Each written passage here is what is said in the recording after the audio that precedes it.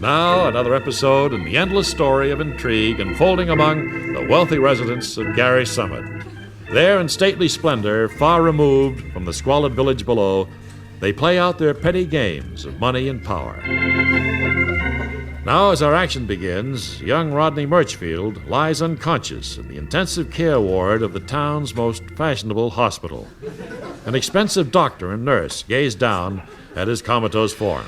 Well, it's just as I thought, Nurse Bogash. He's comatose. Well, I can see that. He's out like a light, but is there any evidence of foul play? It's too early to tell. He was found lying beside the gravel pit in his pajamas, but he may have just been out for a stroll when he suffered an attack of amnesia that caused him to collapse. Well, I can't imagine why a man of his wealth and social position would be strolling near the gravel pit in his pajamas. What do his x-rays show? Nothing unusual. That's why I've diagnosed his condition as amnesia. You may not know this, Nurse Bogash, but amnesia is one of the few conditions that doesn't show up on an x-ray. Yo, anybody home? Back here, in the intensive care ward. Doctor!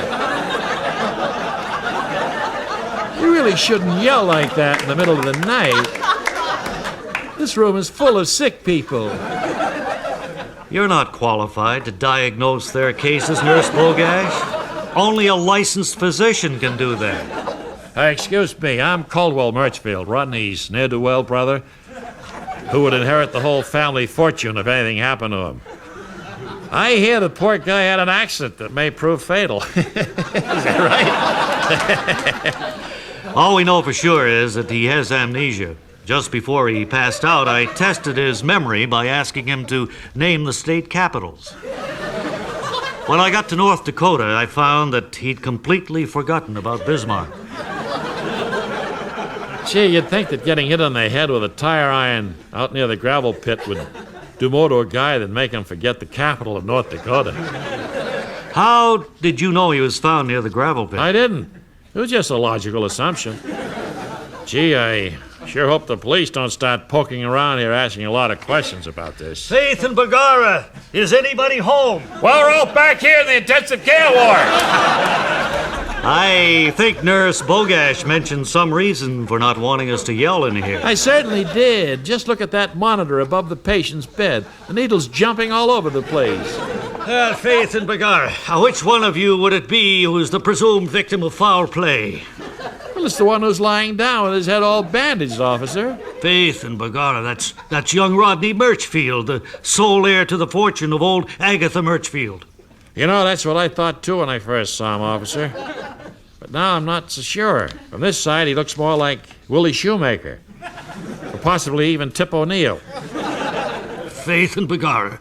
Don't listen to him, officer. This loudmouth is Rodney Murchfield's ne'er-do-well brother. He'd stand to inherit the whole ball of wax if Rodney got finished off with the tire iron. Faith and Bagara, clobbered with a tire iron, was he? Well, that's only a rumor she heard someplace, officer. Personally, I think he just slipped and bumped his head a few times. So, why don't you go back to the station house and write it up that way? Here's $10,000 for your trouble. Oh, no.